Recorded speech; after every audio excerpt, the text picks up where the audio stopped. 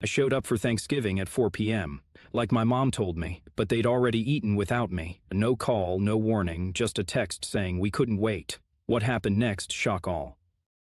Thanksgiving had always been one of my favorite holidays. It wasn't just about the food, although that was a big part of it, but it was about the tradition. Every year my mom would host the family dinner, and despite the chaos that sometimes came with hosting, there was always this warm feeling that filled the house. The smells, the laughter, and the clinking of silverware. It was something that made me feel safe, loved, and connected, but this year everything felt different.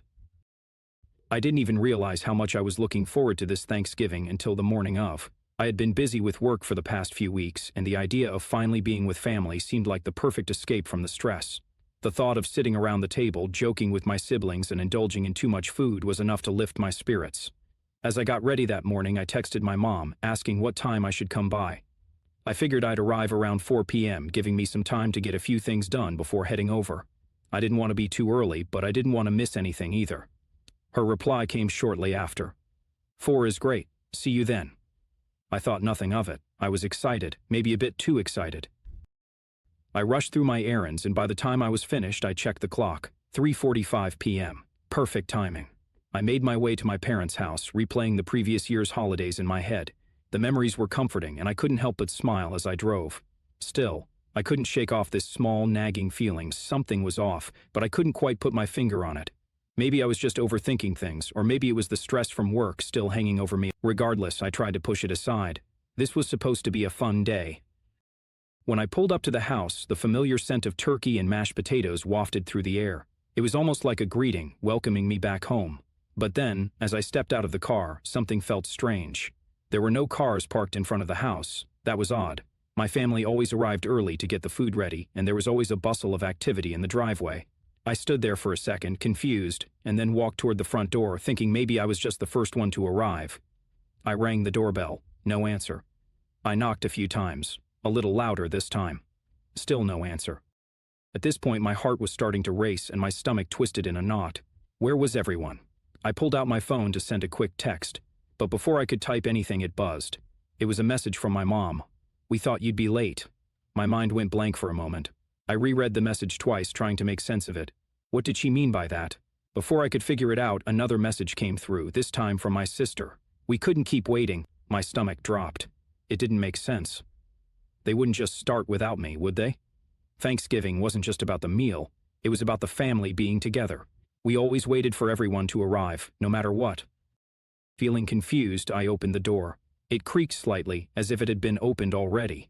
I stepped inside, expecting to hear the chatter of my family, but the house was eerily silent. There, on the table, was a half-empty turkey, half the side dishes, and a few scattered plates. It was clear they had already eaten. I stood frozen in the doorway, staring at the remnants of what should have been our meal. The thought that I had been left out, that my family had moved on without me, hit me like a ton of bricks. Why didn't they wait for me? Why didn't they even call to see if I was running late, or if I was okay? I felt a deep, bitter sting, but I refused to let it show. My heart pounded in my chest as I turned on my heel and left the house without saying a word. I walked back to my car. The weight of it all began to settle in. I didn't know what was worse, the fact that they didn't wait for me, or the fact that I had to find out through a text. I got into my car, started the engine, and for a few moments, I just sat there in silence. My hands gripped the steering wheel tightly. I wanted to cry, but the anger wouldn't let me. I sent one last message to my mom. I guess I'll just find something else to do. I drove away, not knowing where I was going, just needing to get away from the house, from them, from everything. But as I left, I couldn't shake the question that lingered in my mind. Why didn't they wait? I didn't know what to do with myself after that. I just kept driving. There were plenty of places I could have gone, but I didn't feel like being around people. I didn't want to explain what had just happened. I ended up at a park, parking near a quiet bench. It was chilly outside, but I needed the space to think, to breathe. Thanksgiving was supposed to be a time of togetherness, of warmth and family. But what had just happened felt like a slap in the face. I couldn't shake the feeling of being completely disregarded. It wasn't just the food I'd missed. It was the thought that my family had no issue going on without me. I sat there for a while, staring blankly ahead. A couple of people walked by, but I couldn't focus on anything else. My phone buzzed again. This time it was a call from my mom. I didn't pick up. Part of me wanted to hear her explanation. I wanted to know why they'd started without me, why they hadn't at least waited to check if I was on my way. but another part of me was too angry to listen. My thoughts were too jumbled. I didn't trust myself to talk about it without breaking down or saying something I'd regret. The phone buzzed again, a message from my sister this time. "Mom's really upset, please come back." I stared at the message for a moment. Upset? After what happened, she was upset? My hands gripped the phone so tightly I thought it might crack. I couldn't help but feel an overwhelming wave of frustration. I had every right to be upset. It felt like my entire family had just moved on without me, just like that.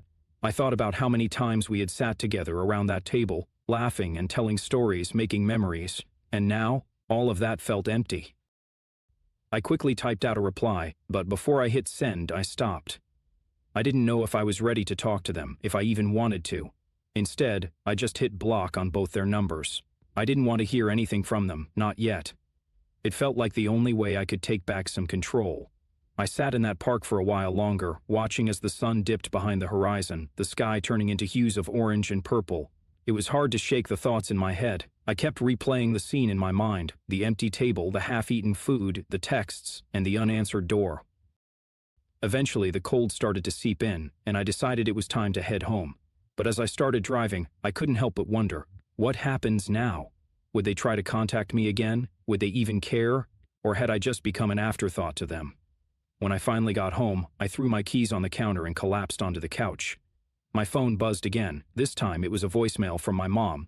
It was short and shaky, her voice filled with an apology I wasn't sure I could believe. "Please, can we talk? We didn't mean to hurt you. We just didn't think you'd be coming. Please call me when you can." I didn't know what to make of it. I didn't know if I was ready to forgive them. But there was a part of me that wanted to hear them out, a part of me that couldn't completely walk away. I stared at the message for what felt like hours, but I didn't reply. Instead, I lay down, the coldness from earlier wrapping around me like a blanket. I couldn't help but wonder if things would ever be the same again. The next few days were strange. The holiday passed without any more attempts from my family to reach out, at least not in a way that felt genuine. The messages had stopped coming, and the silence between us grew louder with each passing hour. I'd find myself staring at my phone, waiting for a call, but nothing came. I began to wonder if they were just waiting for me to make the next move, to reach out first. But honestly, I wasn't sure if I could. The whole situation had shaken me more than I cared to admit, and a part of me wasn't ready to face them, let alone let them back into my life like nothing had happened. But then, exactly 3 days after that Thanksgiving, I received a message from my mom. "Can we meet? I need to talk to you." There was no apology, no acknowledgement of the hurt, just a cold, brief request to meet. I stared at the message for what felt like forever. 1,000 thoughts rushed through my mind. Was she finally going to explain herself? Was this just some form of damage control? I had no idea. But I knew one thing. I wasn't sure if I was ready to face them yet. I couldn't help but think about all the years I'd put into the family dynamic. Years of showing up, always doing my best to be there, and yet they hadn't done the same for me. That hurt more than I'd like to admit. But despite all my doubts, a small part of me wanted closure. I had to know if they truly understood what they'd done, if they even cared at all. So, I agreed to meet. We set up a time to meet at a small cafe in town. I wasn't sure what to expect, but my heart was already racing as I drove there. The thought of sitting face to face with them again was nerve-wracking, and yet I couldn't help but feel a sliver of hope. Maybe things could go back to normal. Maybe this would be the moment we could fix everything. When I arrived, I saw my mom sitting by the window, her hands folded in front of her on the table. Her expression was hard to read, nervous maybe, I couldn't tell. She hadn't looked this vulnerable in years. I walked over and sat down across from her. We both stared at each other in silence for a long moment. I didn't know what to say. The tension in the air was thick, and I found myself gripping the edges of my seat. Finally, she broke the silence. "I know you're upset," she said quietly, her voice shaky. "I'm sorry, I should have waited for you. But it wasn't what you think. We were worried you wouldn't come, and the food was getting cold." I didn't say anything. I wasn't sure if I even wanted to hear her reasoning. It felt like an excuse, a way to deflect from the fact that they had made the decision to go ahead without me. I couldn't shake the thought that if they really cared, they would have waited. If they really cared, they would have at least tried to call. "I didn't want to hurt you," she continued, her voice now a little more pleading. "We just assumed you'd be too busy, or that something had come up. But I never meant for it to go like this." I looked at her, trying to read her face, but instead of feeling relief, I felt a growing sense of frustration. It didn't feel like an apology. It felt more like an explanation wrapped in guilt. I didn't want her pity. I wanted to know why she hadn't thought to check on me or make sure I was coming. It wasn't just the meal that hurt, it was the fact that I had been so easily disregarded. The silence stretched on again, and just as I was about to speak, my phone buzzed. It was a text from my sister.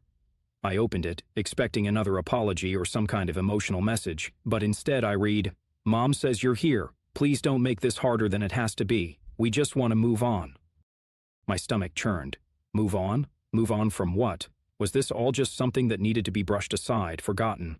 Could they really think that I could just let it go as if nothing had happened? I stared at the screen, my thumb hovering over the keyboard, unsure of what to say. Then I looked up at my mom, who was still waiting for me to say something, anything. She looked like she was holding her breath. "I don't know what to say," I finally whispered. "I thought we meant more to each other than this." Her face fell, and she reached across the table to touch my hand. "We do. I swear we do. But we didn't know what to do." But I wasn't sure I believed her. I wasn't sure if I could trust anything she said anymore. The feeling of abandonment, of being so easily forgotten, hung between us like an invisible barrier. As my mom's hand rested on mine, I could feel the tension in her touch. It was as if she was pleading for me to understand, to forgive her. But I couldn't bring myself to do it. Not yet. There were so many things unsaid, so many emotions that had been buried beneath the surface for so long, and now they were all coming to light, flooding me like a tidal wave I couldn't control. Just as I was about to speak, to finally tell her how hurt I was, the door to the cafe opened, and in walked my sister. She looked around, saw me sitting at the table with our mom, and made a beeline for us. Her face was hard and unreadable. She sat down without saying a word, and for a moment the three of us just stared at each other in silence. It wasn't the reunion I'd imagined. It wasn't warm or heartfelt. It was cold, and I couldn't help but feel like a stranger in my own family. Finally, my sister broke the silence. "I don't know why this is such a big deal," she said, her voice flat. "We all know you'd be late. It wasn't anything personal." I blinked, taken aback. Was she really trying to downplay everything? Did she think I could just brush it off like she had? I felt a fire ignite in me, the anger I had been holding in for days finally surfacing. "It wasn't about being late," I said, my voice shaking. "It's about how you all just went ahead without me. You didn't even think to wait to check if I was on my way. You just moved on. I was ignored, and that's what hurt the most." My sister's expression faltered just for a second before she crossed her arms and looked away. "We didn't think it was that serious. It's just dinner after all." Just dinner. I felt the blood rush to my face. How could she say that? How could any of them think that? To me, it wasn't just dinner, it was a symbol of how little I mattered to them. I stood up abruptly, the chair scraping against the floor. "No, this isn't just dinner, and it's not something I can just forget." My mom looked up at me, her face a mix of confusion and regret. "Please, can we just—" But I cut her off. "No, Mom. You had the chance to make it right and you didn't. I'm tired of being an afterthought in this family. You all think that because I'm the one who's always late or the one who's busy, I don't deserve to be treated like a priority, like I matter. But that's not true."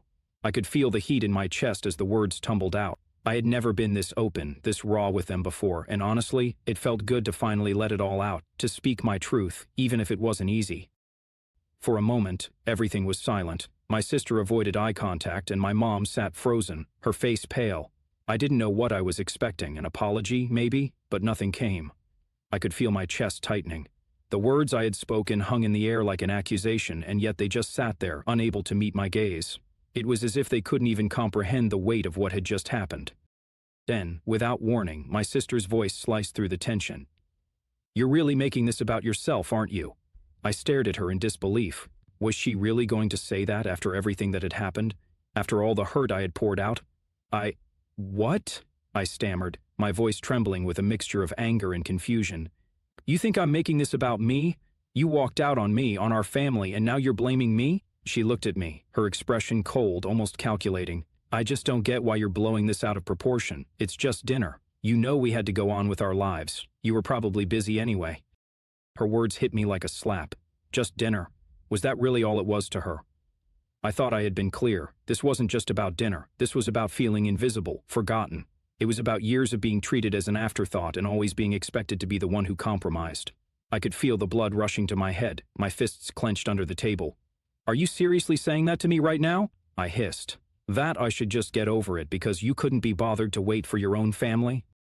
My mom shifted in her seat, looking like she was about to speak, but the words didn't come. The silence stretched on again, and it felt like the weight of the entire conversation had fallen on me alone. Just as I was about to say something else, something sharp, something that would finally make them understand, the door of the cafe opened again, and in walked my uncle. His presence was like an interruption, a disturbance in the already tense atmosphere. He walked over to our table, giving me a quick, awkward nod before turning to my mom and sister. "Everything okay here?" he asked, his tone casual but with a hint of concern. It wasn't just his question that struck me, it was the timing. How many times had my family relied on others to step in when things got uncomfortable, when the truth was hard to face? How many times had they avoided dealing with the real issues? "I'm fine," I said, my voice a little more bitter than I intended. "Everything's just perfect." I could see my mom's face falter at my words. She opened her mouth as if to say something, but then shut it again, seemingly unsure of how to respond. Instead of waiting for my family to fix this, I stood up, pushing my chair back with a sharp scrape. "I've had enough," I said. "I've been trying to make this work for years, and you keep brushing me aside like it's nothing. But I'm done." For a moment it seemed like no one knew how to react. My uncle looked from me to my mom, clearly unsure what was going on, and my sister's eyes narrowed. She was about to say something, but I didn't give her the chance. "You don't get to decide what's important to me anymore," I continued, my voice steady but filled with emotion. "I'm not going to be the one who keeps trying when you all clearly don't care enough to meet me halfway. So, I'm done. I'll let you figure this out without me." And with that, I turned and walked out. The cool air hit me as I stepped outside, but it was nothing compared to the chill that had settled deep inside me. I couldn't bring myself to look back. Part of me felt relieved, like I had finally freed myself from the emotional weight I'd been carrying for years. But another part of me felt empty, hollow. Was this really the end? Would my family just continue like nothing had happened, or would they finally come to realize how much they had hurt me? The days that followed were excruciating. Every time I checked my phone, I hoped for something, a message, a call, anything, but nothing came. They had already moved on, just like they always did. I was the one left in the dust, wondering if this time it would finally be different. And then, after a week of nothing, I received a message from my sister. It was simple. "Sure, I don't think you understand what you've done." The word stung, but I didn't respond. I just stared at my phone, the anger bubbling up once again. How could she think I didn't understand? She was the one who didn't get it. She was the one who had chosen her convenience over family.